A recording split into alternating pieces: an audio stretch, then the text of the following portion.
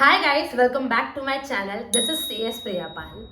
तो आज का टॉपिक इज़ वेरी क्रिटिकल और एकदम ही तड़कता भड़कता टॉपिक है कि how to study in less time.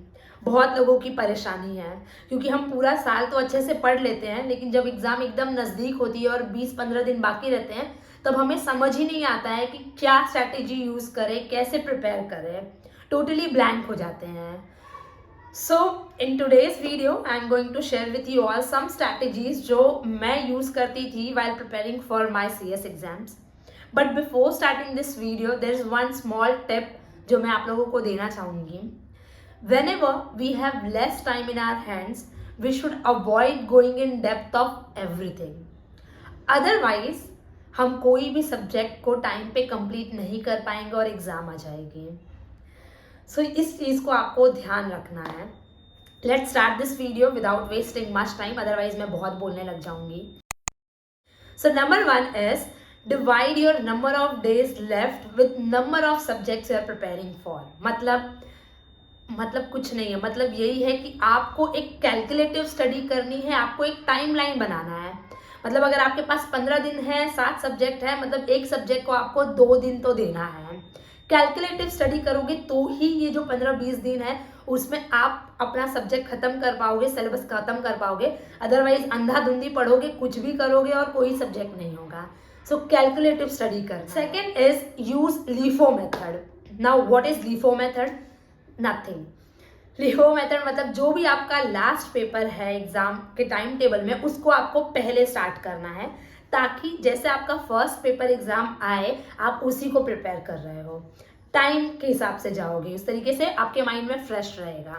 But ये तभी वर्क करेगा जब आप टाइमलाइन को फॉलो कर रहे हो, अदरवाइज बैंड बज जाएगी. क्योंकि अगर एक भी दिन ऊपर नीचे हुआ तो आपका फर्स्ट पेपर जो है वो डिस्टर्ब हो जाएगा.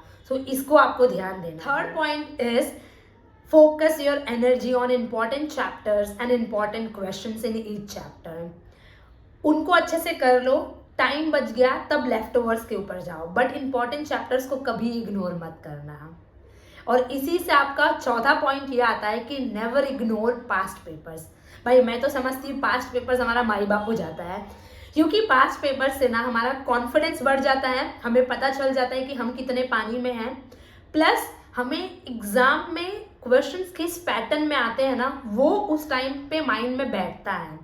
पहले भी हमने देखा होता है, बट एग्जाम के अगर कुछ टाइम पहले अगर आप देखते हो तो आप अपने माइंडसेट को उस तरीके के क्वेश्चंस के लिए रेडी कर रहे होते हो. So never ignore past papers.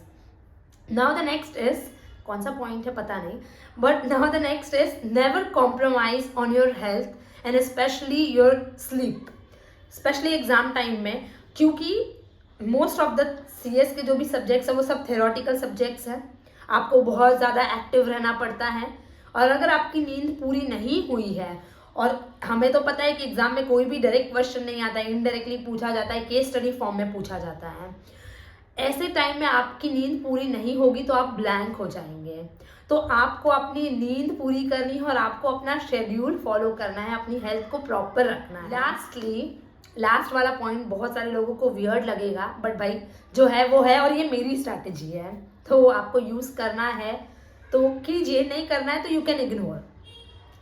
सो क्या है लास्ट पॉइंट इज, अगर आपको कोई भी चैप्टर या कोई सब्जेक्ट पल्ले नहीं पड़ता है, कितना भी ट्राई किया बट नहीं समझ में आ रहा है, तो don't waste your time, don't waste your energy.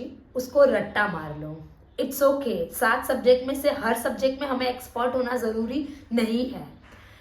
पास करना इज इम्पॉर्टेंट. एक सब्जेक्ट की वजह से बाकियों को रिस्क में मत डालो. एक सब्जेक्ट की वजह से अगर आप फेल हो गए तो फिर से एक नया अटेम्प्ट आ जाएगा. सो जो चीज़ नहीं समझ में आती है उसको रट्टा कर लो, बाकी तो है. सो ये कुछ स्ट्रैटेजीज थी जो मैं फॉलो करती थी अपने एग्ज़ाम के टाइम में, और it worked well for me. So I hope कि, and I am very much sure कि आप लोगों को भी ये काफ़ी ज़्यादा हेल्प करेगा. आप इसके हिसाब से अपनी खुद की स्ट्रैटेजीज बना सकते हैं.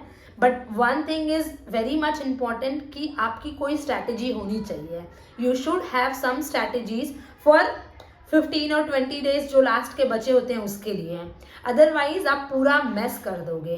पूरे साल की मेहनत अगर आप लास्ट के दिनों में नहीं पढ़ रहे हो या प्रॉपर रिविजन नहीं कर रहे हो तो सारी चीज़ें स्पॉइल हो जाएंगी। So that's it from my side. All the very best to you guys. और अच्छे से प्रिपेयर करो, अपनी हेल्थ के ऊपर प्रॉपर ध्यान दो, एक स्मार्ट स्टडी करो, क्योंकि ये जो लास्ट के 15-20 दिन हैं वो आपके लिए बहुत ही ज़्यादा गोल्डन डेज होते हैं।